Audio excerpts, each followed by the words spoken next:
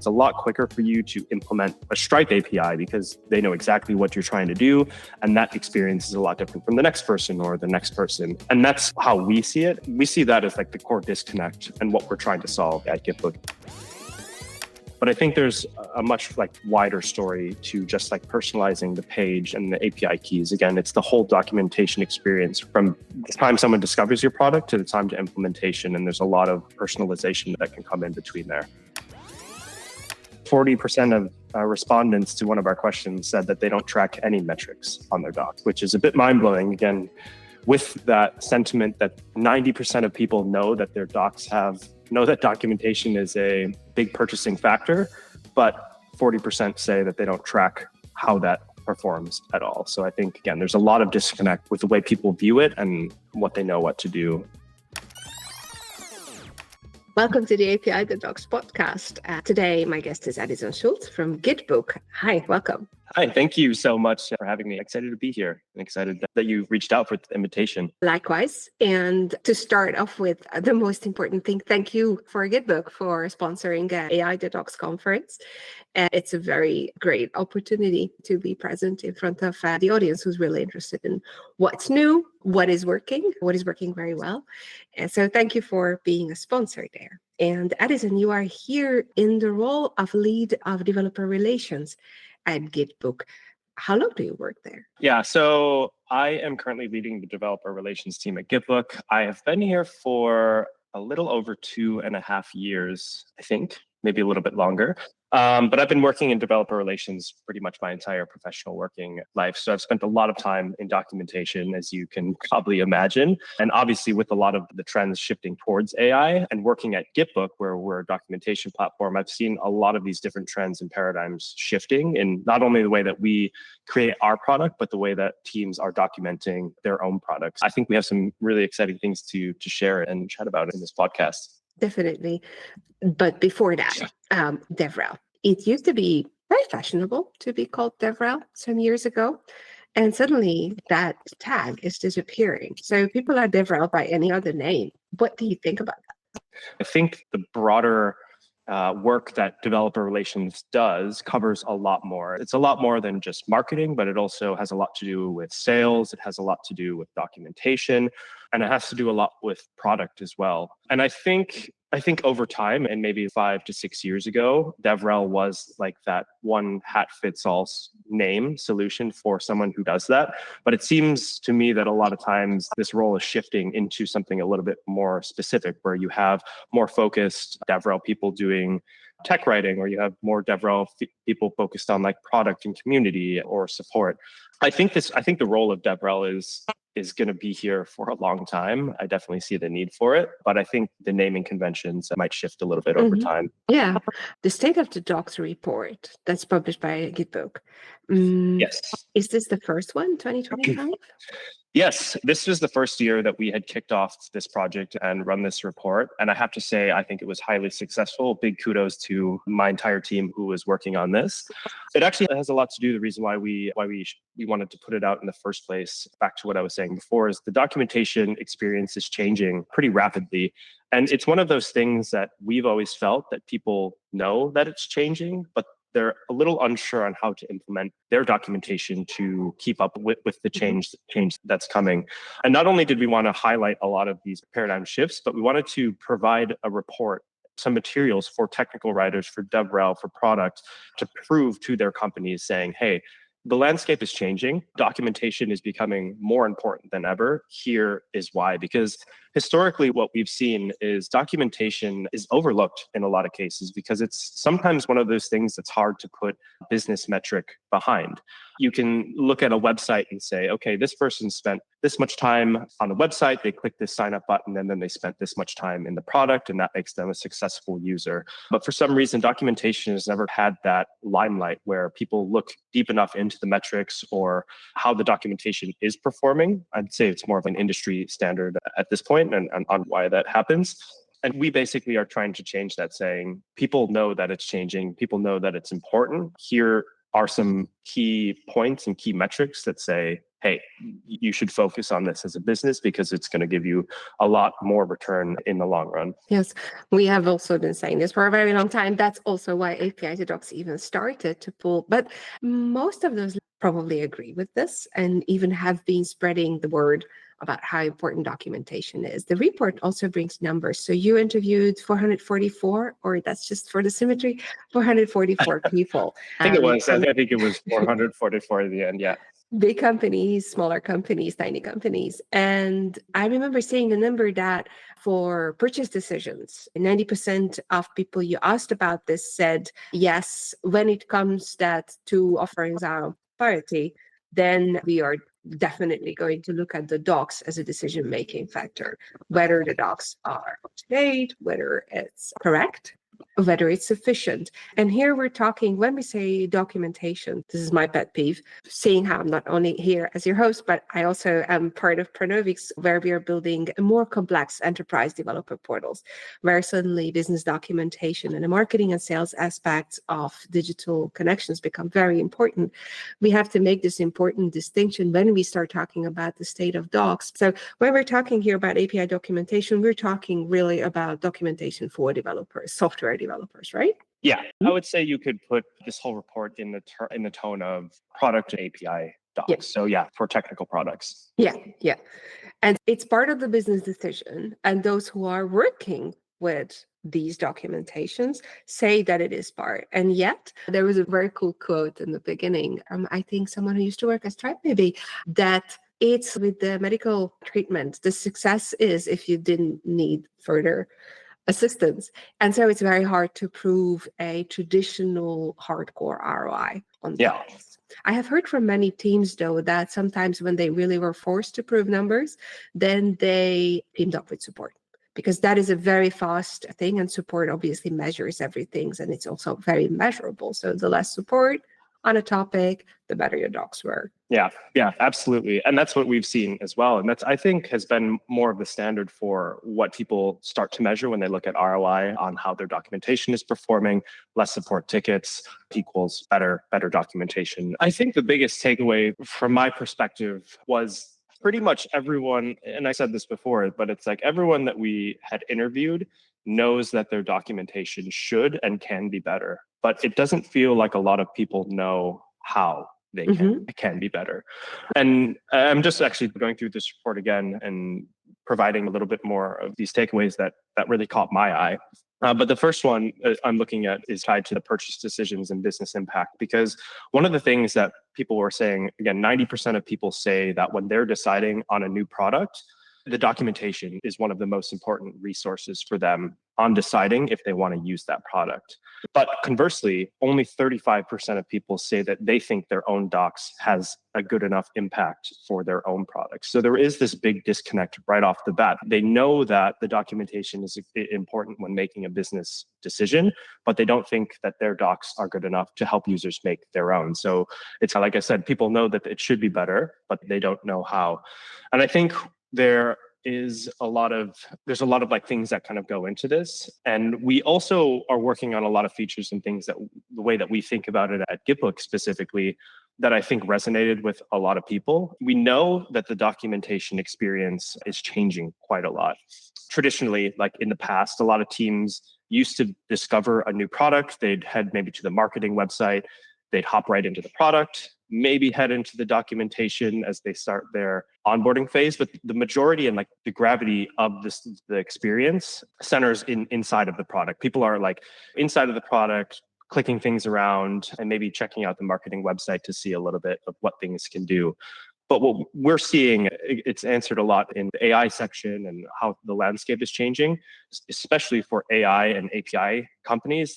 It changes completely, because instead of the company discovering the product from like a marketing website, the majority of discovering a product happens inside of the documentation, seeing if the APIs of a business are going to fit the business needs of their company, testing out the APIs. And one of the main metrics that we look at and think about is time to integration. And I think that's a really important metric for a lot of people when it comes to discovering a new product that has a lot to do with the documentation. Hitting the docs and saying, what is that time from someone hitting your documentation to integrating an API into their product? And how can we make that gap a lot faster? And the documentation sits at the center of that whole experience. And the reasons for this is twofold, I would presume. One is that there's simply a higher technical literacy as an evolution, but also because there's this ironic thing that although LLMs are stealing all your docs, because docs are written so strictly structured, they are the ones that are going to be surfaced the first. Yes. Yeah, exactly. There's a bit of the technical literacy piece that comes into it, but the other half is like the big disconnect right there, because I think a lot of and this goes back to the point that we were talking about before in terms of like personalization and personalized docs, is because traditionally documentation platforms out there right now aim to give the best documentation experience to everyone. But you can't really do that if you try to serve a static or the same documentation to every single user. And that's where, again, this big disconnect is, and where we see a really big opportunity improving this time to implementation. Basically tailored docs for different needs. It doesn't really make sense that you're giving an enterprise user the same docs as someone who's a new user, or someone who has signed up for your developer platform, or has maybe spent this much time in your product, or has only access to these certain products. And that's where it gets a little overwhelming. And some custom solutions like Stripe do a really good job at this. If you're logged in, you know, okay, I have access to this product, I have these API keys. Your experience in the documentation is highly tailored. And it's a lot quicker for you to implement a Stripe API because they know exactly what you're trying to do. And that experience is a lot different from the next person or the next person. And that's how we see it. We see that as like the core disconnect. And what we're trying to solve at GitBook is making a platform where anyone can build docs like that. Personalization comes either with asking real-time questions, or having settings being enabled, or doing some intelligence gathering autonomously. But that goes a bit against privacy rules, especially in Europe. Yes. So what is your way of going into this? Is it twofold? Yeah, so we basically, one of the features that we have is at the core of this like personalized aspect is what we call adaptive content. And there's a lot of different, I think, features that fit under that umbrella. But what it essentially does is it passes, or it puts the personalization aspect onto the company's responsibility. So not necessarily us having to manage the data that's coming into the docs.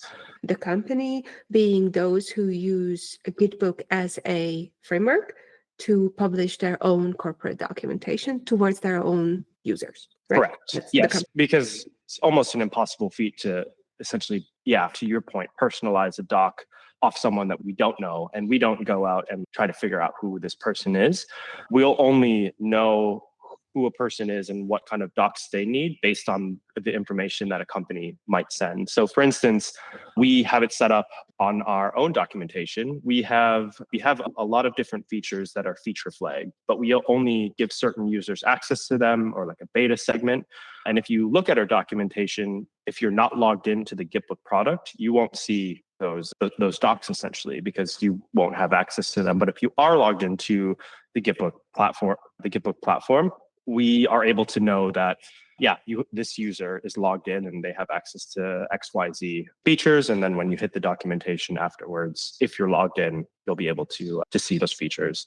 So it again puts the login security onto the sign in and the company who's building their docs, let's say, on GitBook. And you think that this is going to be more, maybe I think that this might become more accepted by end users, simply because we will be more accepting towards having unknown unknowns?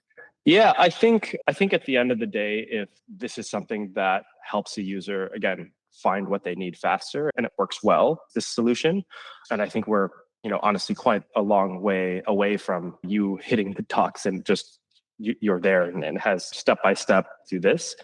But that's the goal. And I think if we can get there, along the way, it will start to become more and more accepted. But I think there's a much wider story to just personalizing the page and the API keys. Again, it's the whole documentation experience from the time someone discovers your product to the time to implementation. And there's a lot of personalization that can come in between there. Yeah, it does become an endless shoreline really quickly. But that's the fascinating part, of course. What is your take on, so As a DevRel, if you are in direct contact, an end user trying to do something, and then let me get back to this unknown part. So they don't find a solution because they don't see that it exists. So if you don't know, I'm talking towards findability and discoverability. So you can, if it's personalized, you can find it if you're looking for it. But if you don't know that it's there and it's not being shown to you, then you will not discover it. And so you do get yourself tunneled in. Like it does, although it isn't on the shoreline from a provider's point of view, from the user's point of view, it might be giving them a tunnel vision that they don't even know that they are getting. And I know that I'm picking on the conflict point because I like doing that. So how do you resolve this apparent conflict that you do not do that, or you do not assist your users to do that to their users? How do you avoid this? Yeah, no, it's a really good point. It's actually something, as DevRel, I do think about a lot, because it is probably the most maybe detrimental part of making it too personalized in a sense, because it's just that documentation not only serves as a resource to get people started, but it also serves a highly important function as a marketing tool as well. But if you adapt things too much to a user, you risk the loss of being able to market new features or have that discoverability and sell the features. So I think we're at the point right now where we are still early days with this, where we're like hiding things and not showing it. But again, I think the longer term vision is personalizing it. So it's not necessarily blocking someone's access, but it's depending on where you're at in your journey, you see the right information. Yeah. Spotify had a very cool, not a lark, because it was a bit too much work for a lark, but at some point 2 or 3 years ago, their developer portal, if you visited it and you were logged in, and I know that behind the scenes it was a lot of work actually, but if you were logged in as a listener and you visited while you were logged in the developer portal, you could see a sample of your own playlist as a marketing stunt. But they were selecting like 5 top songs from your own playlist, which was, if you didn't know what was happening, it was a really big moment to see, oh, those are my songs. And that was more for marketing, but it showed the power of personalization for a human experience. Of course, what we're here talking about is more like avoiding the overwhelm and helping people to have a lower cognitive load while they are obviously working on something specific. Yeah, definitely. Yeah, it's a fun point that you mentioned, especially with the personalization from like the marketing perspective, because I see this, I've seen it as well in a lot of marketing websites and tools. Actually, a lot of some of my old friends at Framer, I was working there for a while. They have introduced a feature a few months ago. Framer's a website building tool, but it allows you to use APIs to customize different elements on the screen. And one of the cool features that I noticed when I hit their marketing website, because I was logged in to Framer at the time, they have these little cursors that are floating around, and it will say your name on one of the cursors if you're logged in. And I hit the website and I was like, did they put my name on the website? I realized it was just like a kind of a fun marketing, but it is cool. And then to your point, like we were talking about, this is just the start. I think there's a ton more work and a ton more exploration to do here. And there are a lot of risks and things to think about. But I think if we keep that kind of that goal and the thing that, again, we're really trying to solve, again, time to implementation and getting the every user what they need when they need it. Yeah, I think we're a long way off, but we're heading in the right direction. I read recently an article on this historical moment when the visual user interface was created, and that the very important part, and I think it was Microsoft, the very important part wasn't just the textural look of icons or buttons or like visual cues of the texture or something, but the fact that you could go backwards in actions, which is an everyday user couldn't do that in the terminal. Even if they learned how to do something in the terminal, they probably didn't learn how to go backwards. And when it comes to personalization, I think we're in the early days of exploring how to go forward, but real breakthrough, I think, just me, will be when we know how we can let users go back and flow, so that we give them a flow experience, not just being carried by the river, but that they can flow as they want themselves, and that also there is an opportunity to go backwards. I see the same thing with LLMs now, that you have to be a quite proficient users to be able to go back a few states in the same way that it was. Yeah. So we expect something like a Git behavior but the backward state is still a bit lacking. Yeah, that is important for discoverability, I think, or to Yeah. know what's happening, because I would say you succeeded in personalization when the user doesn't notice it. And at the same time, they need to be informed that they're not seeing the whole picture. So here's a way to see more information, or here's all of it if you really want it. Yeah, absolutely. And I know, and that's a big part of this, let's call it risk when it comes to the personalization. But yeah, our designers have already been starting to think about this for sure. And I don't think this is necessarily something that we've solved entirely.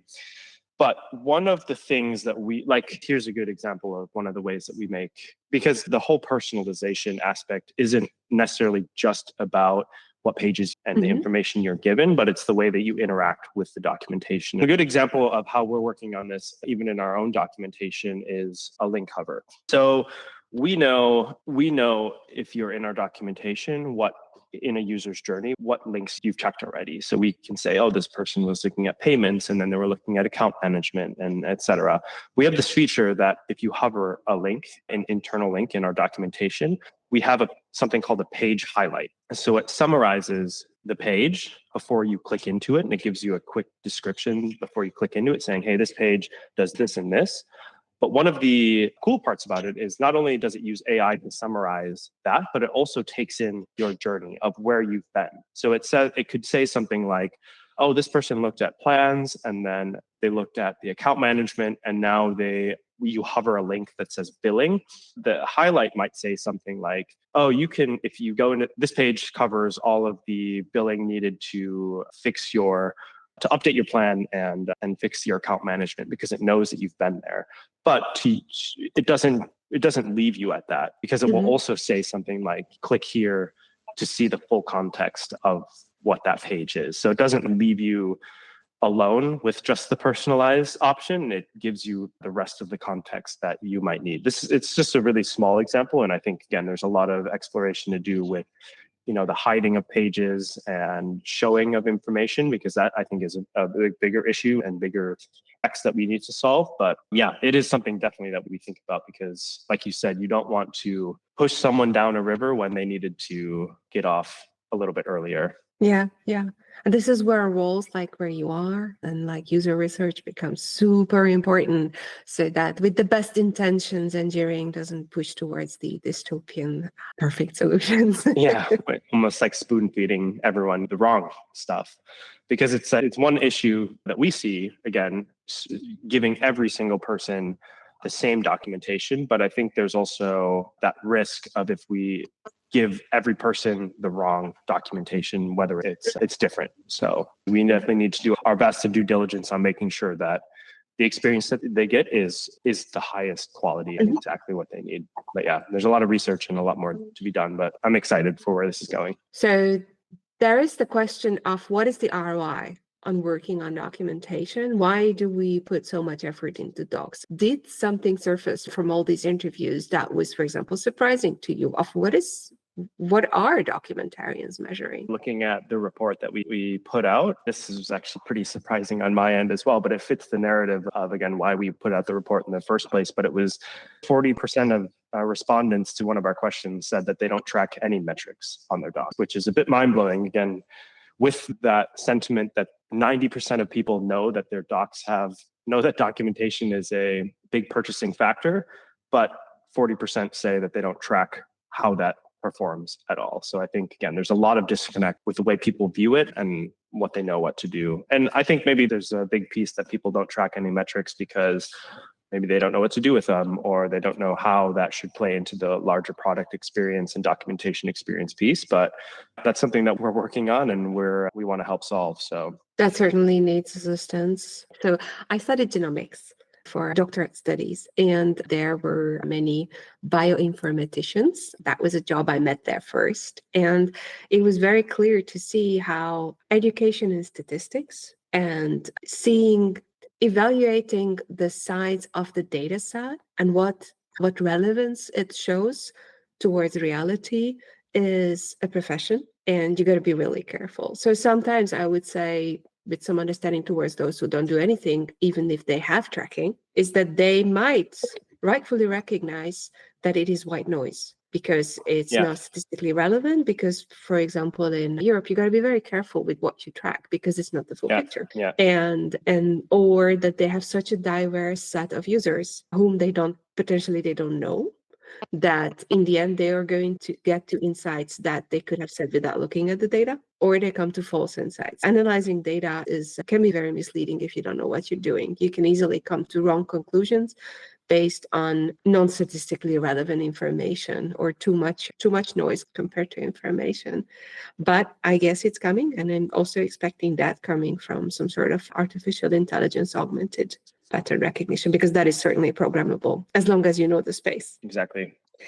Where is your attention going towards as a closure? So at GitBook, at your work, what are you now focusing on? Right now, we are pretty full on in this whole adaptive and personalized experience for documentation. And again, it's a lot of product work. So it's a lot of different pieces on how people are using it. So I'm very focused right now on onboarding a lot of our early access users and a lot of our customers into the feature, doing a lot of hand holding. It also requires a lot of updates and fixes to our documentation, but then also a lot of updates and thinking about the UX and the experience from using the feature as a whole. Because right now, again, with all this data and personalization and figuring out how it all works in the grand scheme of things, it's not necessarily one thing that you can just say, turn on this feature. There is a bit of integration, let's say, that is required in order to use a feature like this and get this set up. All right. Addison, as a last question, I was holding onto my seat not to ask this first. So I'm very proud of myself. Last question. On your LinkedIn profile, you mentioned one of the first things you say about yourself is that you live in Tokyo. Why Tokyo? That's a great question. Yes, I do live in Tokyo. We're a fully remote team, which is a really unique opportunity for our team specifically to work remotely anywhere in the world. And the story behind this is I have always had a big fascination in Japan and in Tokyo, and I'd been there many times before moving there. And it has always been one of those things that I wanted to do. And working at GitBook had the unique opportunity to relocate there and did so a little over a year ago. And I've been loving it ever since. Really great for you. Addison, thank you very much. And also I thank your colleagues, especially Tal, for all the work that you're doing in the documentation communities. And the State of the Docs report, I hope will reach many people. If you're looking for it, it's not hard. You just type stateofdocs.com and there you have it. So thank you very much, and see you on any number of events. And I'm looking forward to all the new personalization and statistics features from GitBook. Likewise. Thank you so much for having us. It was a great chat, and I'm looking forward to catching up again on more docs related stuff in the future. Bye-bye. Bye. Thank you for listening to the API to Docs podcast. We thank our colleagues at Pronovix Developer Portals for letting us work on this, and the entire API community for all of the mutual support and sharing of experiences that you give each other. Do you have a topic or guest that you would like us to spotlight? Drop a note at podcast@pronovix.com. If you go to the website api-docs.org, you can find the recaps and recordings of past API to Docs conferences, as well as the upcoming program. Until next time, be well.